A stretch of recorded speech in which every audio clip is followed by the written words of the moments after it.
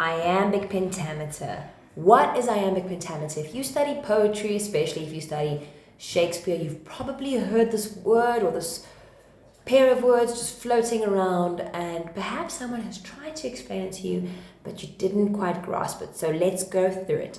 Iambic pentameter. Now, of course, we can't study iambic pentameter without understanding meter. Just a small note there, I have spelled meter in the way that we do when we speak standard English. That means the English that is spoken in most countries in the world. Perhaps if you speak American English, meter would be spelt like this. All right, meter. That's typical of American English in that there's an emphasis on ease of spelling rather than traditional spelling like we use in the rest of the English-speaking world. Okay, so each line of poetry will have different feet in it. If the line of poetry has 2 feet, we will call those 2 feet diameter. If the line of poetry has 3 feet, we'll call it triameter. 4 feet, tetrameter. 5 feet, pentameter. 6 feet, hexameter.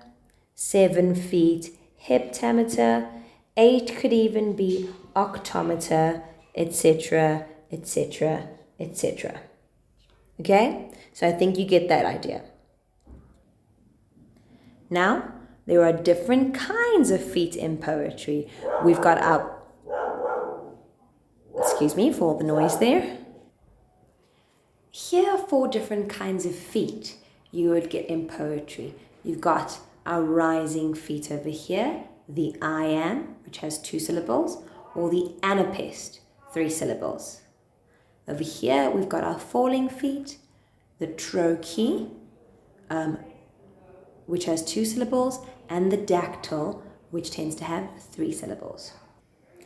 You've also got a spondee. Spondee has 2 stressed syllables.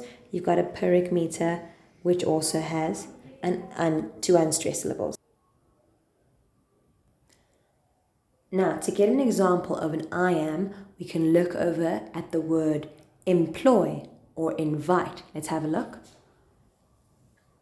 Employ, invite. 1 unstressed syllable, 1 stressed syllable. In other words, dum. Then, to get an idea of trochee or trochaic foot, we can say reject. If someone is a reject, right? Or table. It's a falling meter. If we were to say the word reject, right? Reject, that would have been iambic. But this one, reject, is trochaic. Right, over here, an anapestic word is shivering. Let's look at it. Shivering. Dum. And if a word is a dactyl, it might look like consequence. We say that word is dactylic. And as I said before, a word might be spondaic or pyrrhic. We're just not going to be looking into that today. Now, let's get examples of these ones. How about we start with our falling meter? These 2 on this side, okay? All right, you'll have to excuse the ice cream truck in the background. We just have to push forward. It won't go away. So let's look at this poem. First of all, this first line of poetry here by Sir William Blake. Let's look at it. He's got a very interesting spelling there for tiger, but it goes tiger, tiger, burning bright, right? In other words, dum-dee, dum-dee, dum-dee, dum.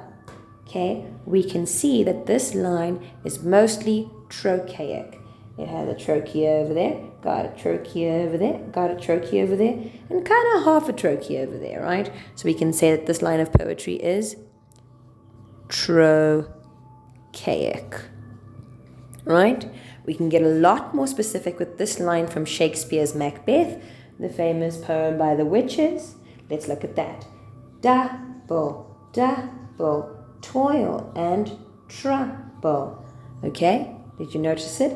A trochee over there, second trochee, third trochee, fourth trochee.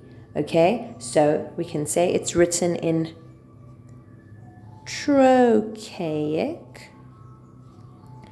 tetrameter. Got it? Because it has,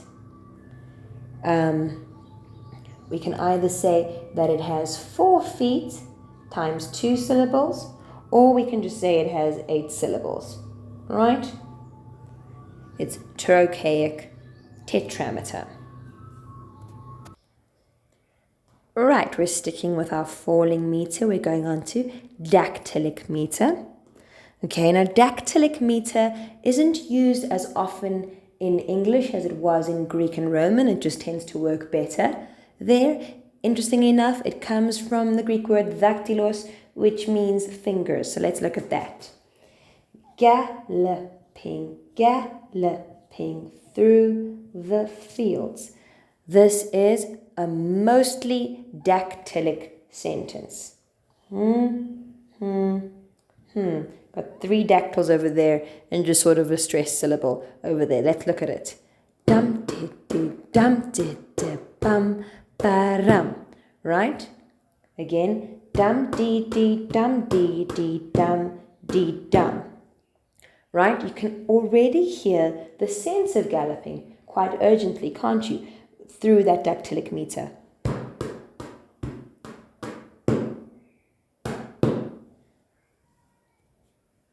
So now you're starting to understand why they use meter in poetry. It's always trying to help you get a different sense of the poetry. Okay, moving on to rising meter. Let's start with anapestic meter. Let's look at this poem, this line from a poem by Lord Byron. I really like this line because I feel it really gives us a sense of anapestic meter. Let's look at it. For the angel of death spread his wings on the blast. Dee dee dum, dee dee dum. Dee dee dum, dee dee dum. Right? Let's look at it again. For the angel of death spread his wings on the blast. Gives you a sense of urgency. This is a poem about war. Okay, the Assyrian came down. I don't recall the rest of the line, but it really has to do with war. Okay.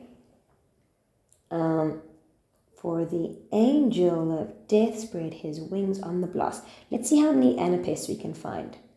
1, 2, 3, 4. So we can say that this is an example of anapestic tetrameter.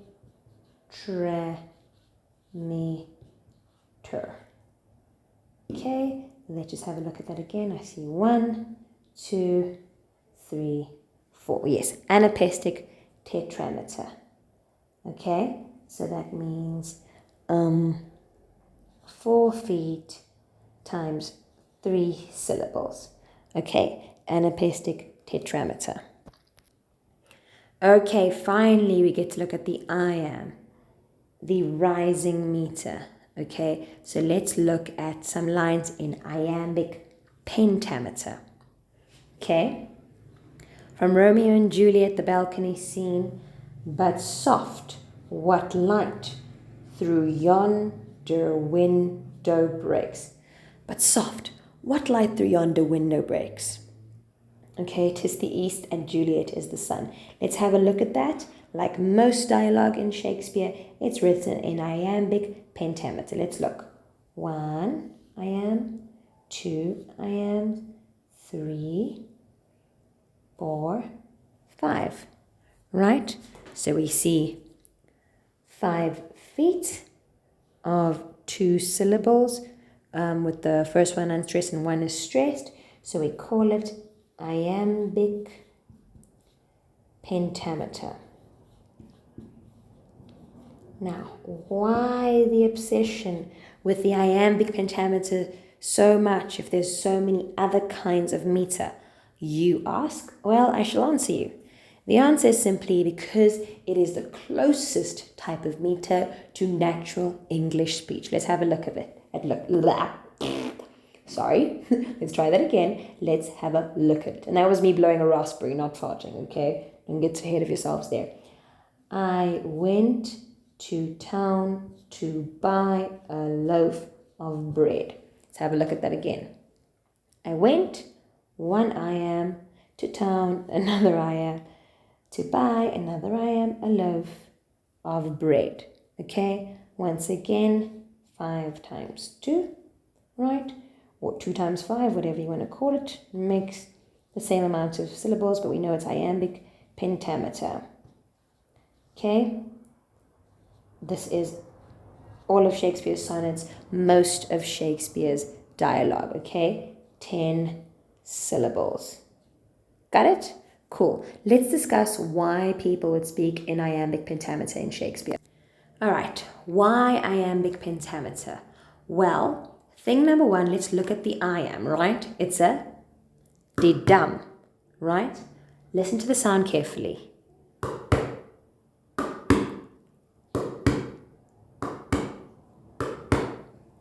Now, what does that sound like? Well, if you got the sound of a heartbeat, that's exactly what I'm looking for. The iambic pentameter is the closest meter to natural English speech, but it also sounds like a heartbeat. Okay? Uh-oh, dog barking. Natural English speech.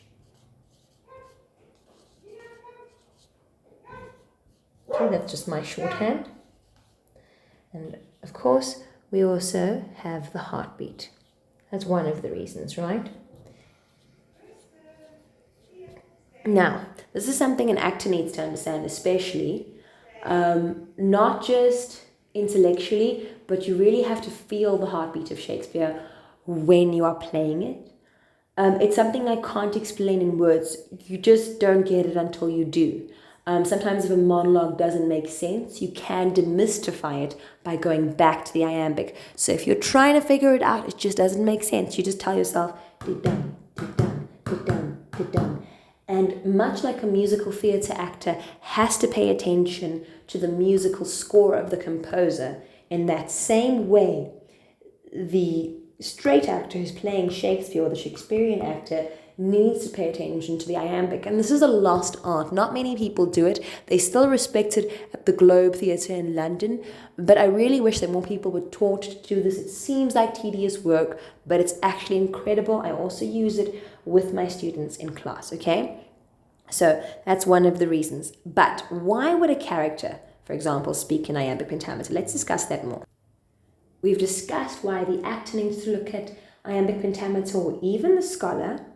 There is a speech in A Winter's Tale which has been called one of the most indecipherable speeches in all of Shakespeare.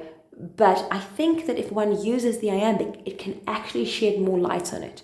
I found that with my students, but I can't go into that right now. So, iambic pentameter is used when the character is of a higher status.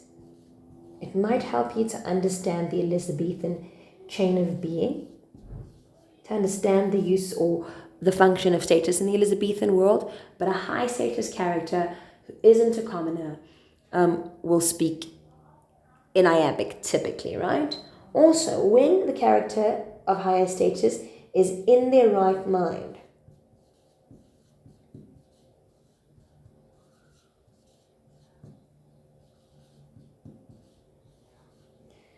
So typically, if a character of higher status speaks in prose rather than iambic pentameter, we know that they've lost their mind a bit. Perhaps they're going through emotional distress. Lady M does it in the Scottish play. Okay, it's called Macbeth, just let me knock.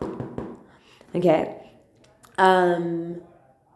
Shylock does it in The Merchant of Venice when he's very distressed after his daughter had stolen his stuff and run off.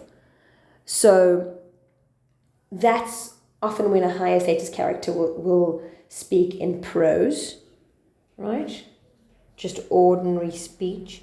But typically, Prose is also what the clowns or the low status characters speak in, okay? So, a distressed character or a lower status character will speak in prose.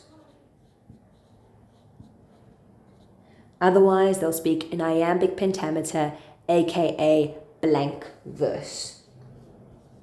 Still verse, it's still poetry, but there's something more natural about it than strict poetry. Okay, I hope that shed some light on what iambic pentameter is or where it falls into place. Yeah, if this has been helpful to you, please like and subscribe to my videos. Bye.